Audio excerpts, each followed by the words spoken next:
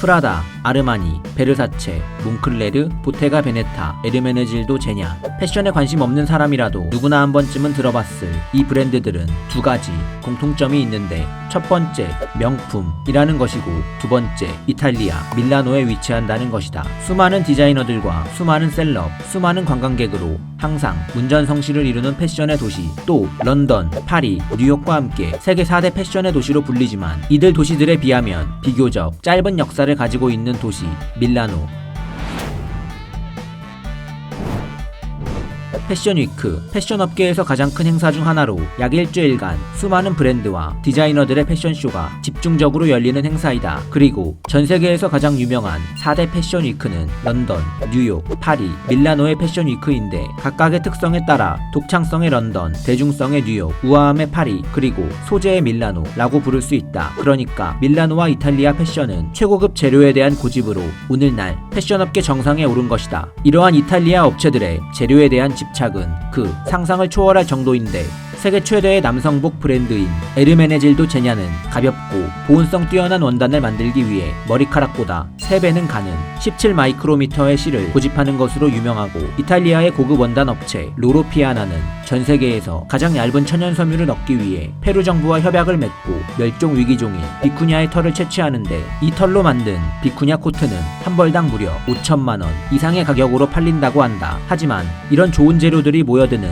밀라노 패션의 역사는 1980년대가 넘어서야 겨우 주목받기 시작해 200년 이상의 역사를 가진 파리나 런던의 패션사에 비하면 상당히 귀여운 역사를 가지고 있는데, 이는 르네상스 이후 이탈리아가 걸어온 암울한 현실과 관련이 있다. 르네상스 시절 이탈리아의 도시들은 수많은 예술가들이 모여드는 예술의 메카였다. 레오나르도 다빈치와 미켈란젤로 같은 천재 예술가들은 이탈리아 문화를 빛내는 그 시대의 소프트 파워였고, 이들에게 영감을 받은 실력 좋은 장인들이 생산하는 메이드 인 이탈리아 제품은 의류뿐만이 아니라 신발이나 장갑, 가구, 시계, 갑옷까지 전 유럽인들이 열광하는 머스트헤브 아이템이었다. 하지만 근대에 들어서 프랑스와 영국이라는 강력한 중앙집권 국가들이 나타나자 패션의 중심은 귀족들의 도시 파리로 옮겨가게 되었고, 산업혁명 후에는 질 좋은 직물을 기계로 뽑아내는 런던이 주목받게 된다. 그렇게 이탈리아는 실력 좋은 장인들은 있지만 자본과 기술이 부족한 곳, 결정적으로 창의적인 무언가를 만들어낼 수 있는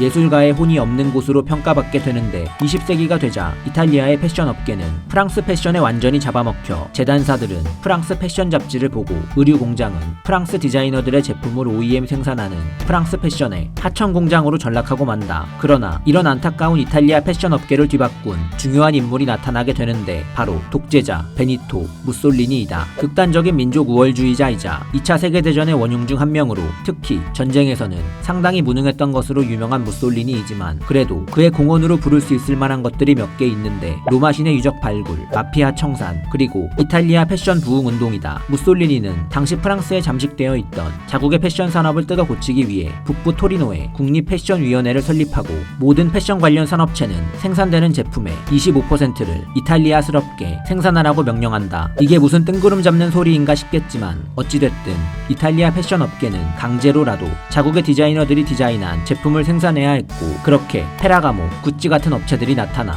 무솔리니가 원한 이탈리아스러운 제품들이 하나둘 생산되기 시작한다. 하지만 1945년 이탈리아가 전쟁에서 패하고 무솔리니가 죽자 국립패션위원회는 사분오열하였고, 이탈리아 패션은 다시금 프랑스의 하청 공장으로 되돌아갈 처지가 되었는데, 바로 이때 이탈리아 패션 업계를 구할 또 다른 인물이 나타난다. 조르지오 조반니 바티스타. 이탈리아의 작은 귀족 가문 출신인 바티스타는 원래 이탈리아와 미국을 오가며 무역을 하던 소위 보따리 장사를 하는 사람이었는데, 미국에서 유행하는 프랑스 패션이 사실은 이탈리아에서 이탈리아 기술로 이탈리아 사람들에 의해 생산되었다는 것을 알게 되자, 바티스타는 이탈리아의 패션은 마땅히 이탈리아의 이름을 달고 수출되어야 한다는 생각을 하게 된다. 그는 곧 이탈리아 패션 회사들과 협력해 자신의 패션쇼를 준비했고, 파리 패션쇼에 참석하러 유럽에 온 미국인 바이어들을 설득해 이탈리아로 초대하는 데 성공한다. 그렇게 1951년 2월 12일 피렌체에 있는 바티스타의 집에서 6명의 미국인 바이어와 18명의 모델이 참석한 역사상 첫 번째의 이탈리안 패션쇼가 열렸고, 이는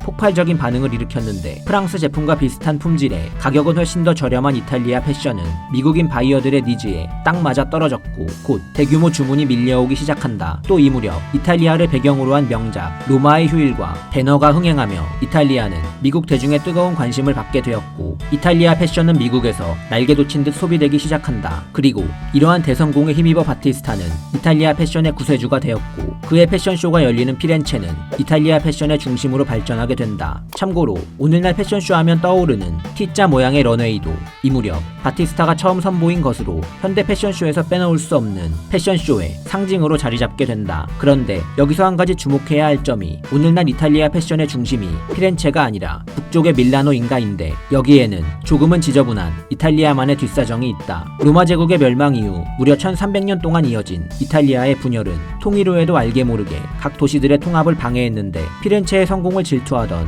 토리노와 로마 그리고 밀라노의 패션 업계들은 피렌체의 이권을 빼앗아오기 위해 일종의 패션 카르텔을 형성하고 패션쇼 참석을 보이콧한다. 여기에 더해 몇몇 업체는 일단 패션쇼에 참가 신청을 한 후 패션쇼 며칠 전에 참석을 취소하는 소위 양아치짓까지 벌였고, 결국 이탈리아 패션은 하이 패션의 로마, 남성복의 피렌체, 여성복의 밀라노로 나뉘게 된다. 그리고 이 중에서 뛰어난 원단 업체들이 모여있고 가장 규모가 큰 여성복 시장을 차지한 밀라노가 점차 이탈리아 패션의 중심에 서게 되었고, 조르지오 아르마니 같은 천재 디자이너들을 속속 배출하며 오늘날 전세계 패션의 중심으로 발전하게 된다. 사실 밀라노가 아니더라도 이탈리아의 어딘가는 전세계 패션의 중심지가 되었을 것이다. 오늘날 밀라노에 본사를 둔 수많은 패션 회사들의 창업주 상당수는 밀라노 출신이 아닌 경우가 많은데, 대표적으로 레조 칼라브리아 출신의 잔니 베르사체, 피아첸차 출신의 조르지오 아르마니, 팔레르모 출신의 도메니코 돌체, 트리베로 출신의 에르메네질도 제냐 등이 있다. 즉 이탈리아의 각기 다른 지역에서 패션에 재능이 있고 패션을 사랑하는 사람들이